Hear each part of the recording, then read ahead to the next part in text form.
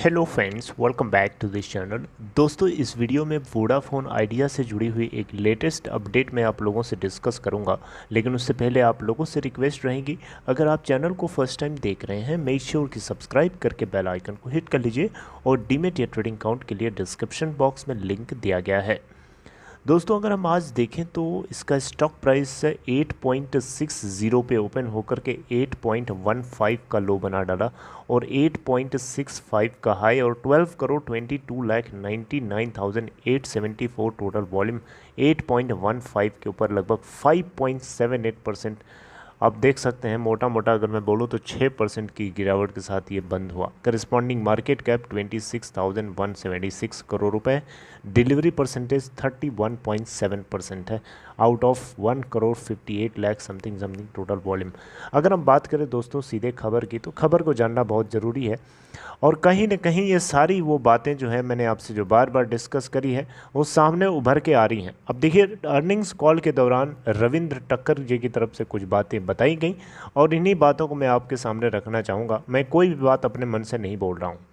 भारत सरकार 33%, government of India 33% की holding रखेगी वोडाफोन आइडिया के अंदर इक्विटी कन्वर्जन के बाद। अब ये इक्विटी कन्वर्जन कब होगा इसको रविंद्र टक्कर ने नहीं बताया, लेकिन इक्विटी कन्वर्जन के बाद गवर्नमेंट ऑफ इंडिया इसके अंदर 36% नहीं बल्कि 33% की हिस्सेदारी ओन करेगी, ऐसा यहाँ पे बताया गया है। दोस्तों, यहाँ पे रविंद्र टक्कर जी की तरफ से बताया गया कि कंपनी को यानी वोडाफोन आइडिया को आने वाले कुछ दिनों में 8,160 करोड़ रुपए की डेट पेमेंट करनी है अगले 12 महीनों के अंदर, इन्होंने बताया है। और इसको लेकर के कंपनी जो है पूरी तरीके से तैयारी कर रही है कि ये अमाउंट कैसे पे किया जाए।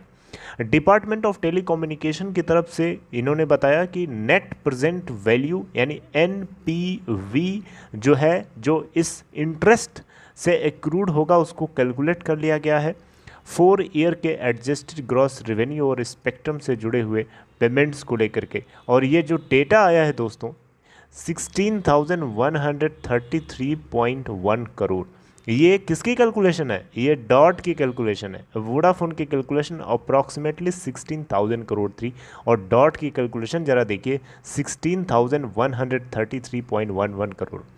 यानी लग रहा है इस कैलकुलेशन को देख कर कि डॉट ने काफ़ी बढ़िया मैथ लगाई है और मैथ ऐसी लगाई है कि वोडाफोन आइडिया की जो एक्सपेक्टेशन थी 16,000 करोड़, उसमें भी 133 करोड़ रुपए ज़्यादा ऐड कर दिया। देख रहे हैं, कम करता तो थोड़ा समझ में भी आता 15,900 समथिंग करोड़, लेकिन नहीं, ऐड करके बताया 16,133.1 करोड़। ऐसा लगता है कैलकुलेशन काफ़ी शार्प है डिपार्टमेंट ऑफ टेलीकम्युनिकेशन के अंदर बैठ के काम करने वाले कर्मचारियों की। बहरहाल दोस्तों, यहाँ पे आपको बताना चाहूँगा यूके वोडाफोन पीएलसी और एबीजी ये दोनों मिल करके इस कंपनी में पोस्ट इक्विटी कन्वर्जन 50% की हिस्सेदारी ओन करेंगे और भारत सरकार गवर्नमेंट ऑफ इंडिया 33% की हिस्सेदारी ओन करेगी। अब यहाँ पे दोस्तों समझ में नहीं आ रहा है एक बात कि भारत सरकार 33% की हिस्सेदारी इस कंपनी में लेके करेगी क्या? गवर्नमेंट ऑफ इंडिया करेगी क्या लेकर के इस कंपनी के अंदर हिस्सेदारी? मुझे ये नहीं समझ में आया आज तक कि एक कंपनी इनकी बीएसएनएल है, उसको ये चला नहीं पा रहे हैं, वो ऑलरेडी लॉस में चल रही है, उसके नेटवर्क के ऊपर काम नहीं हो रहा, आज तक उसका 4G नहीं आ पाया और ये एक ऑलरेडी डूबी हुई कंपनी को ये लेके करेंगे क्या? ये बात नहीं समझ में आ रही है।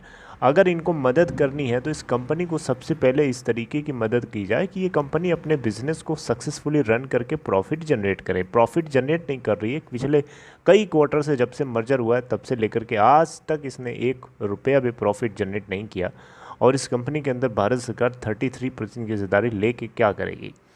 इसके ऊपर कोई भी किसी ने टिप्पणी नहीं करी। जो ब्रोकरेजेस हैं इन सभी की तरफ से यही बात बताई जा रही है कि एक्सटर्नल फंड रेजिंग इस कंपनी के लिए बहुत ज़्यादा ज़रूरी है और जितना ज़्यादा ज़रूरी है उतना ही ज़्यादा मुश्किल भी लग रहा है, क्योंकि ये फ़ंड रेज करेंगे तो करेंगे कैसे?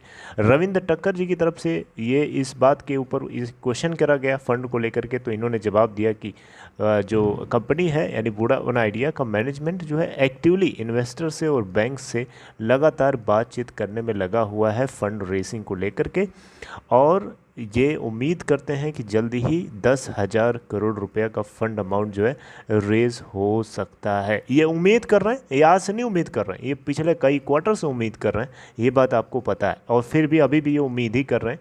और क्या होगा भगवान जाने इसका, मुझे तो कोई भरोसा नहीं लग रहा है इसके ऊपर। और भरोसा हम लोग क्यों करें, भरोसा अगर करने लायक होता तो आज ये 8.15 के ऊपर क्लोज ना होता, इतना लुढ़कता नहीं। अब आप बोलेंगे कि मार्केट जब क्रैश हो रहा है तो ये भी तो क्रैश होगा। मार्केट जब चढ़ता है तो ये कौन सा चढ़ता है बताइए ना। मार्केट चढ़ता है तो ये चढ़ता है क्या, नहीं चढ़ता है। गिरावट में साथ देता है और जब चढ़ान होती है तब साथ नहीं देता है, तब मुर्दे की तरह एक ही जगह पड़ा रहता है। ये बात आप लोगों ने देखा है और ये फ्रस्ट्रेशन जायज़ है दोस्तों। और सबसे दुख की बात ये है, जो सबसे दुख की बात है, सबसे दुख की बात ये है दोस्तों कि एयरटेल और जियो ये दोनों अपने टैरिफ हाइक को कर रहे हैं, ये खर्चा भी कर रहे हैं अपने इंटरनेट सर्विसेज के ऊपर, इंफ्रास्ट्रक्चर के ऊपर। वोडाफोन आइडिया भी इन्हीं लोगों की तरह टैरिफ हाइक कर रहा है और खर्चा नहीं करेगा अपने सर्विसेज के ऊपर, अपने इंफ्रास्ट्रक्चर के ऊपर। तो क्वालिटी कंटेंट करस्पॉन्डिंग प्राइस के रेशियो में तो नहीं मिल पाएगा ना जो कस्टमर्स हैं इनके। बताइए ना, आप जो कॉम्पिटिटर्स हैं इनके, जो पीयर्स हैं, वो तेज़ी से एग्रेसिवली इन्वेस्ट कर रहे हैं अपने इंफ्रास्ट्रक्चर को बेहतर बनाने के लिए, और आप इन्वेस्ट नहीं कर रहे हो उसके ऊपर उस रेशियो में। आप जिस रेशियो में आप इन्वेस्ट कर रहे हो अपने इंफ्रास्ट्रक्चर को बेहतर करने के लिए, उसी रेशियो में आप प्राइस हाइक कर सकते हो ना।